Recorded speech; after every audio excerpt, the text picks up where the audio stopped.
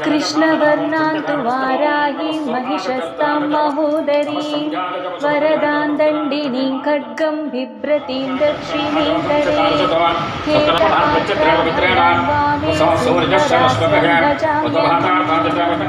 नमोऽस्तु देवि वाराही जयैकाग्रस्वरूपिणी जपित्वा भूमिरूपेण नमो भगवतप्रिये